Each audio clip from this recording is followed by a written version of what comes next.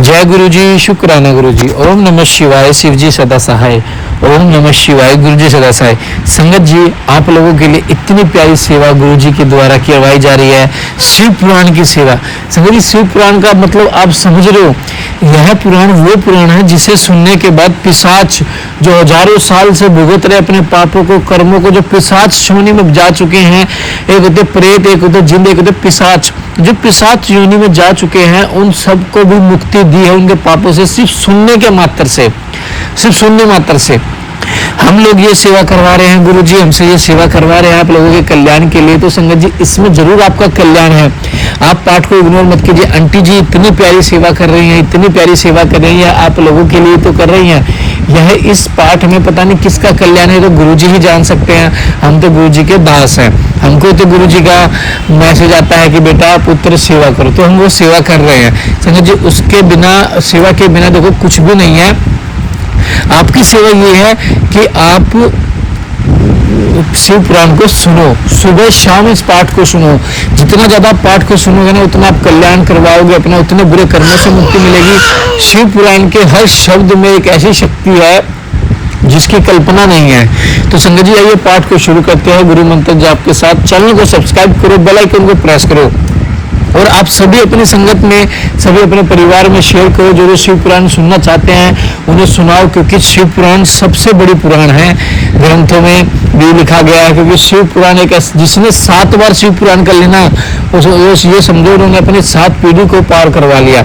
और संगत जी, हम आपको वचन देते हैं, हम आपकी 7 बार, अगर परमात्मा ने हमें सही सलामत रखा, 7 बार आपकी शिव पुराण की सेवा हम पूर्ण जरूर करेंगे, और 7 बार आपको शिव पुराण सुनने को जरूर मिलेगी। बस आपको सुनना है। जय गुरु जी, शुक्राना गुरु जी। प्यारा सा कमेंट करना है, चैनल को सब्सक्राइब करके आगे शेयर करना है। जय गुरु जी, शुक्राना गुरु जी।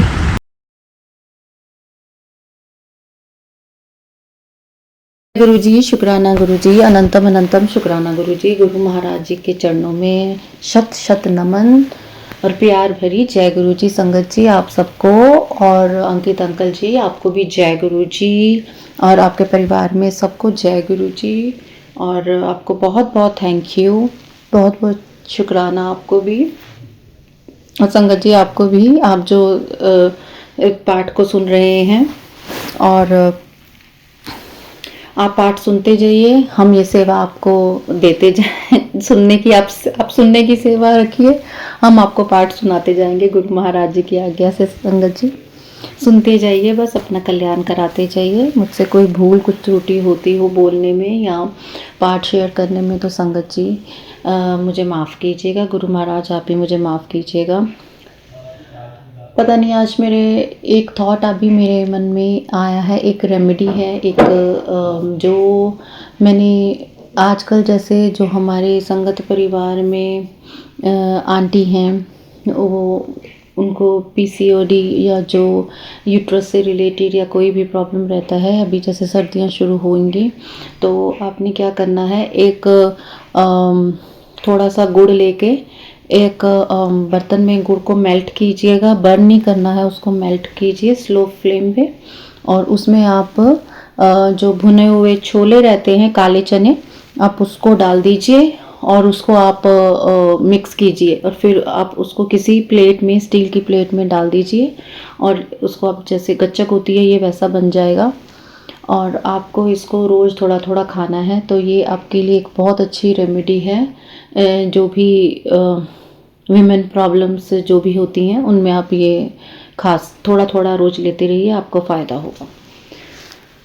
जय गुरु जी। ओम गणपते नमः। हे विघ्न हर्ता गणेश, सबके विघ्न दूर कीजिए। चलिए गुरु महाराज जी, आप मेरे पाठ को ब्लेस कीजिएगा, अपनी आज्ञा दीजिए, ताकि मैं इस पाठ को पढ़ सकूं, जो आपने मुझे ये सेवा प्रदान की है। सबका कल्याण कीजिए, सबके रोग, दुख, विकार, सबको शारीरिक, मानसिक जो भी दुख हैं, गुरु महाराज सबके दुख दूर कीजिए, सबको खुशी, सबके चेहरे पे खुशी हो महाराज। चलिए संगत जी, आज का शिव पुराण का रुद्र संहिता का अध्याय शुरू करते हैं। ब्रह्मा जी का रुद्रदेव से सती के साथ विवाह करने का अनुरोध, श्री विष्णु द्वारा अनुमोदन और श्री रुद्र की इसके लिए स्वीकृति। ब्रह्मा जी कहते हैं, श्री विष्णु आदि देवताओं द्वारा की हुई स्तुति को सुनकर सबकी उत्पत्ति के हेतुभूत भगवान शंकर बड़े प्रसन्न हुए और जोर जोर से हंसने लगे। मुझ ब्रह्मा और विष्णु को अपनी अपनी पत्नी के साथ आया हुआ देख महादेव जी ने हम लोगों से यथोचित वार्तालाप किया और हमारे आगमन का कारण पूछा। रुद्र बोले, हे हरे, हे विधेय तथा हे देवताओं और महर्षियों, आज निर्भय होकर यहाँ अपने आने का ठीक ठीक कारण बताओ। तुम लोग किस लिए यहाँ आए हो और कौन सा कार्य आ पड़ा है, वह सब मैं सुनना चाहता हूँ, क्योंकि तुम्हारे द्वारा की गई स्तुति से मेरा मन बहुत प्रसन्न है। मुने, महादेव जी के इस प्रकार पूछने पर भगवान विष्णु की आज्ञा से मैंने वार्तालाप आरंभ किया। मुझ ब्रह्मा ने कहा, देव महादेव करुणा सागर प्रभो, हम दोनों इन देवताओं और ऋषियों के साथ जिस उद्देश्य से यहाँ आए हैं उसे सुनिए। वृषभ ध्वज, विशेषता आपके ही लिए हमारा यहाँ आगमन हुआ है, क्योंकि हम तीनों ही सहार्थी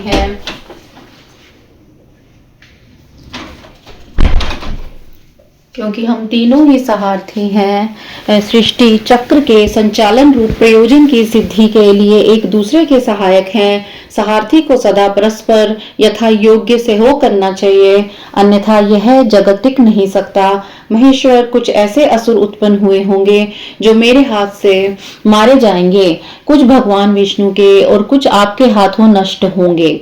महाप्रभु, कुछ असुर ऐसे होंगे जो आपके वीर्य से उत्पन्न होंगे तथा पुत्र के हाथ से मारे जा सकेंगे। तो जो माया कभी कोई विरले ही असुर ऐसे होंगे जो माया के हाथों द्वारा वध को प्राप्त होंगे। आप भगवान शंकर की कृपा से ही देवताओं को सदा उत्तम सुख प्राप्त होगा। घोर असुरों का विनाश करके आप जगत को सदा स्वास्थ्य एवं अभय प्रदान करेंगे, अथवा यह संभव है कि आपके हाथ से कोई भी असुर मारा ना जाए, क्योंकि आप सदा योग युक्त रहते हुए राग द्वेष से रहित हैं तथा एकमात्र दया करने में लगे रहते हैं। ईश, यदि वे असुर भी आराधित हों, आपकी दया से अनुग्रहित होते रहें, तो सृष्टि और पालन का कार्य कैसे चल सकता है। अतः विश्वध्वज, आपको प्रतिदिन सृष्टि आदि के उपयुक्त कार्य करने के लिए उद्यत रहना चाहिए। यदि सृष्टि पालन और संहार रूप कर्म न करने हो, तब तो हमने माया से जो भी भिन्न भिन्न शरीर धारण किए हैं, उनकी कोई उपयोगिता या औचित्य ही नहीं है। वास्तव में हम तीनों एक हैं, कार्य के भेद से भिन्न भिन्न देह धारण करके स्थित हैं। यदि कार्य भेद न सिद्ध हो, तब तो हमारे रूप भेद का कोई प्रयोजन ही नहीं है। देव एक ही परमात्मा महेश्वर तीनों स्वरूपों में अभिव्यक्त हुए हैं। इस रूप भेद में उनकी अपनी माया ही कारण है। वास्तव में प्रभु स्वतंत्र हैं, वे लीला के उद्देश्य से सृष्टि आदि कार्य करते हैं। भगवान श्री हरि उनके बाएं अंग से प्रकट हुए हैं, मैं ब्रह्मा उनके दाएं अंग से प्रकट हुआ हूँ, और आप रुद्रदेव उन सदाशिव के हृदय से आविर्भूत हुए हैं। अतः आप ही शिव के पूर्ण रूप हैं। प्रभु, इस प्रकार अभिन्न रूप होते हुए भी हम तीनों रूप में प्रकट हैं। सनातन देव, हम तीनों उन्हीं भगवान सदाशिव और शिवा के पुत्र हैं। इस यथार्थ तत्व का आप हृदय से अनुभव कीजिए। प्रभु, मैं और श्री विष्णु आपके आदेश से प्रसन्नता पूर्वक लोक की सृष्टि और पालन के कार्य कर रहे हैं तथा कार्य कारणवश सपत्नीक भी हो गए हैं। अतः आप भी विश्व हित के लिए तथा देवताओं को सुख पहुंचाने के लिए एक परम सुंदरी रमणी को अपनी पत्नी बनाने के लिए ग्रहण करें। महेश्वर, एक बात और है, उसे सुनिए। मुझे पहले के वेदांत का स्मरण हो आया है। पूर्व काल में आपने ही शिव रूप से जो बात हमारे सामने कही थी, वही उस समय सुना रहा हूँ। आपने कहा था, ब्राह्मण, मेरा ऐसा ही उत्तम रूप तुम्हारे अंग विशेष ललाट से प्रकट होगा, जिसकी लोक मेरुद्र नाम से प्रसिद्धि होगी। तुम ब्रह्मा सृष्टिकर्ता हो गए। श्री हरि जगत का पालन करने वाले हुए, और मैं सगुण रुद्र रूप होकर संहार करने वाला होऊंगा। एक स्त्री के साथ विवाह करके लोक के उत्तम कार्य की सिद्धि करूंगा। अपने कही हुई इस बात को याद करके आप अपने ही पूर्व प्रतिज्ञा को पूर्ण कीजिए। स्वामीन, आपका यह आदेश है कि मैं सृष्टि करूं, श्री हरि पालन करें, और आप स्वयं संहार के हेतु बनकर प्रकट हो। सो आप साक्षात शिव ही संहारकर्ता के रूप में प्रकट हुए हैं। आपके बिना हम दोनों अपना अपना कार्य करने में समर्थ नहीं हैं। अतः आप एक ऐसी कामिनी को स्वीकार करें जो लोक हित के कार्य में तत्पर रहें। शंभो, जैसे लक्ष्मी भगवान विष्णु की और सावित्री मेरी सहधर्मिणी है, उसी प्रकार आप इस समय अपनी जीवन सहचरी प्राण वल्लभा को ग्रहण करें। मेरी यह बात सुनकर लोकेश्वर महादेव जी के मुख पर मुस्कुराहट दौड़ आई। वे श्री हरि के सामने मुझसे इस प्रकार बोले, श्री ईश्वर ने कहा, ब्राह्मण, हरे तुम दोनों मुझे सदा ही अत्यंत प्रिय हो। तुम दोनों को देखकर मुझे बड़ा आनंद मिलता है। तुम लोग समस्त देवताओं में श्रेष्ठ तथा त्रिलोकी के स्वामी हो। लोकहित के कार्य में मन लगाए रहने वाले तुम दोनों का वचन मेरी दृष्टि में अत्यंत गौरवपूर्ण है, किंतु सुरश्रेष्ठ गण, मेरे लिए विवाह करना उचित नहीं होगा, क्योंकि मैं तपस्या में संलग्न होकर सदा संसार से विरक्त रहता हूँ और योगी के रूप में मेरी प्रसिद्धि है, जो निवृत्ति के सुंदर मार्ग पर स्थित है, अपनी आत्मा में ही रमण करता है, आनंद मनाता है, मानता है, निरंजन माया से निर्लिप्त है, जिसका शरीर अवधूत दिगंबर है और जो ज्ञानी, आत्मदर्शी और कामना से शून्य है, जिसके मन में कोई विकार नहीं है, जो भोगों से दूर है तथा जो सदा पवित्र और मंगल वेशधारी है, उसे संसार में कामिनी से क्या प्रयोजन है। इस समय मुझे बताओ तो सही, मुझे तो सदा केवल योग में लगे रहने पर आनंद आता है। ज्ञानहीन पुरुष ही योग को छोड़कर भोग को अधिक महत्व देता है।